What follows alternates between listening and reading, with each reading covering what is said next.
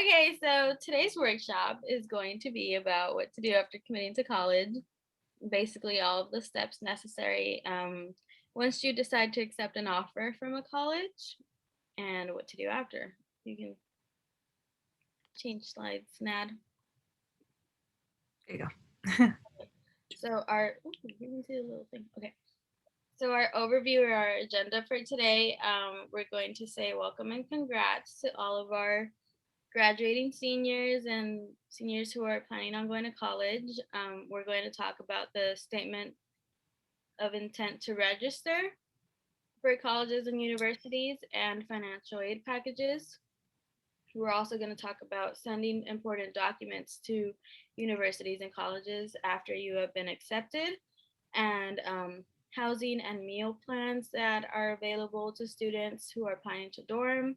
We are also going to be talking about orientation, registering for classes, and the importance of emails after you have been accepted to college. And then finally, we have a Q&A session at the end for any questions that any of y'all may have. Nick? Okay, so there's so much information.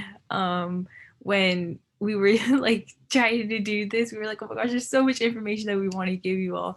But we tried to condense it as much as we could, but also give you enough information, but just to kind of um, I don't know if this was already mentioned, but basically, if you have any more questions on like anything, like after you've already SIR'd or you're planning on like doing something else, like taking a different route, please come to us during office hours and we'll like gladly help you and stuff like that. Because like I said, there's so much information, and we only have a little bit of time to cover all this. But yeah, so go to office hours or just send an email or a message and we'll gladly help you out.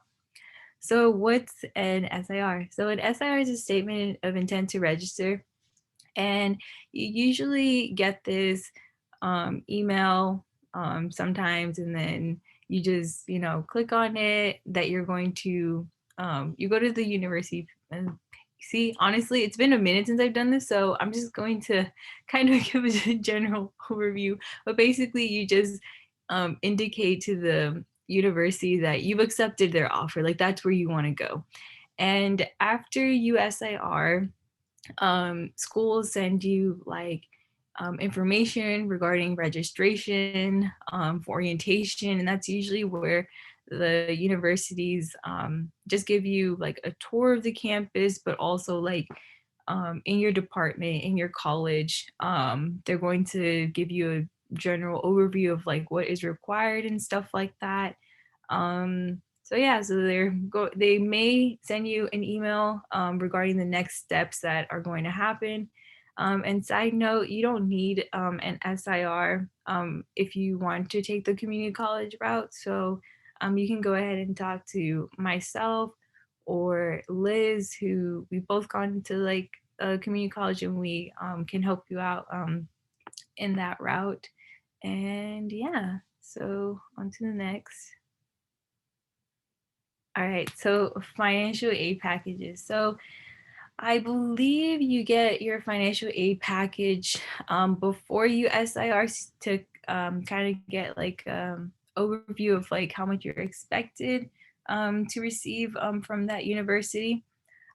So sometimes they will ask you for a verification form to send like extra material and stuff like that to kind of give you like your official package at that university. And it takes a couple of weeks to process after you send that verification form, and you want to send it before a specific deadline, so you can get the financial aid that you'll receive. So how do you get money? Um, okay, so I kind of went, okay, yeah, so verification form. So on your account for your university, when you log in, they're going to give you like an award slash financial aid page that you're going to go to. So that's the page where you're going to accept and decline awards. So, for instance, like they might offer you a loan and you can accept or decline whether you want to take it out or whether you don't want to take it out. So, that's where you'll find that page. And sometimes, if you say if you've already used like the grants and the loans to something, they will give you money for yourself, and that's typically a grant, and that can be all for yourself and you can spend it however you wish to. Also, the financial aid is just like a lot to cover. Sorry, that was my alarm. um, but what was it? Oh yes. So there's a lot to cover with financial aid. So you can, of course, come to us and talk to any of us about financial aid and knowing how to accept your package and what to do and how to ask for more money, because sometimes financial aid offices do mess up, and they might not give you like the right amount of money and whatnot. And some of us know the steps of like how to go through the process of asking for, your money basically. So please come to us and like, talk to us, and we'll definitely help you figure out the whole financial aid process. So I know that was a lot in a little bit, but like I said, just come to us and we'll be more than happy to help out. Yeah, like Nat said, just any question you have, one of us can answer it or direct you to someone else to answer it. But another of the important parts after that you confirm your offer or accept your offer to a college is sending the required documentation that they need. Like Nat was talking about, your school may ask you for verification forms for your financial aid. It's just a form that you fill out that verifies that all of the information that you have included or put into your financial aid application is correct. And you typically can fill that out yourself. You don't have to take it anywhere. And then sometimes they ask for copies of your taxes or your parents' taxes, but that's really easy to send as well. And so the key thing is though to that if you receive a notice that you have been selected for verification and that you do have to submit your verification forms, that you submit those as soon as possible so that you don't lose any of your aid or so that there are no problems when they disperse your aid. And so all of that is handled smoothly. Another important documentation that you need to submit is your final transcripts. So these are your transcripts that have your final grades on them, have your proof of graduation on them, and all of that.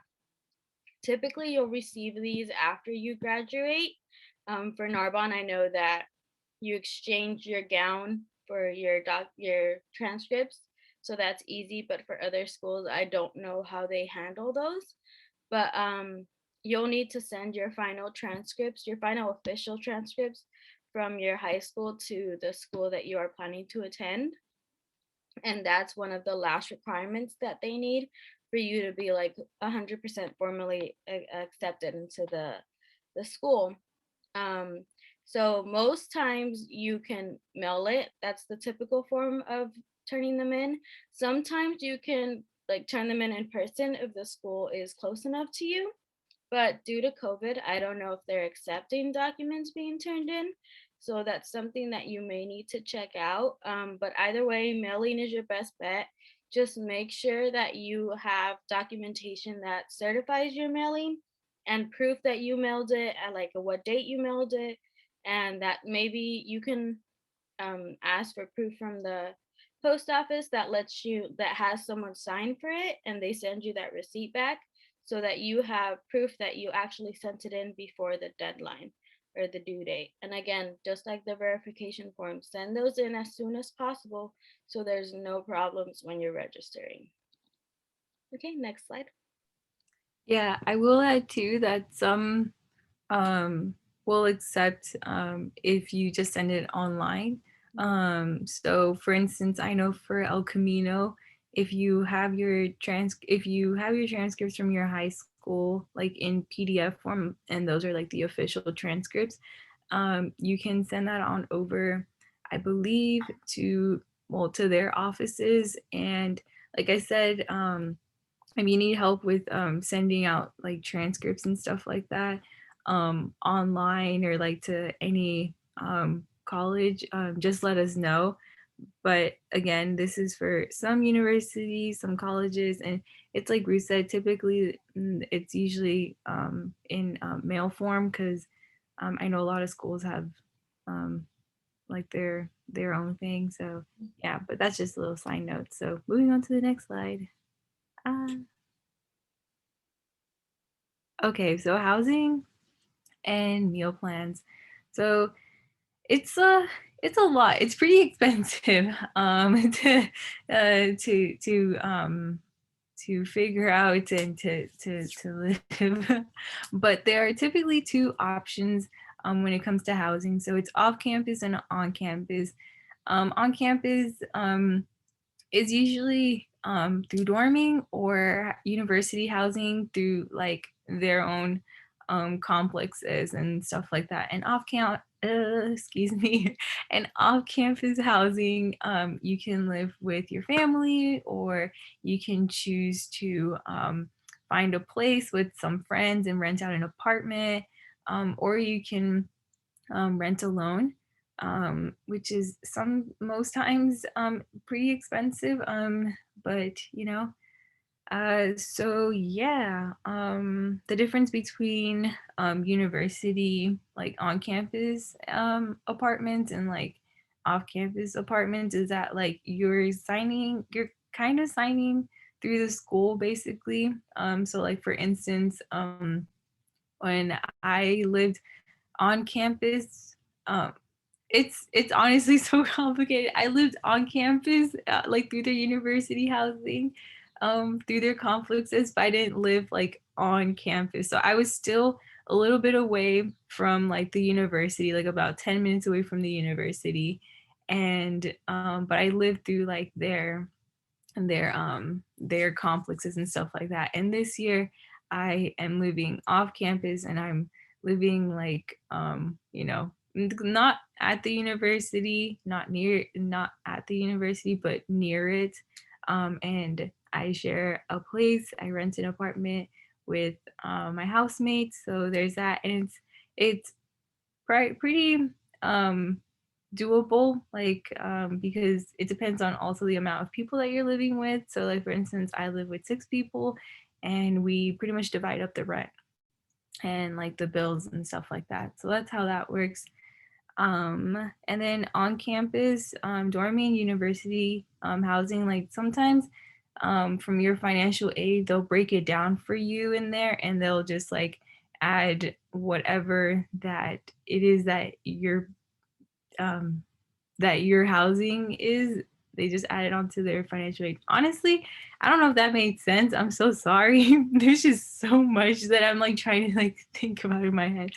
But it's important that when you look for housing, to look at the price, especially the price, the environment, the proximity to the campus and some stores. Because, say, for instance, if you don't want the meal plan included in your thing, then you might want like some stores that are close by to you, like grocery stores and stuff like that, or just stores in general. So you pick up some stuff.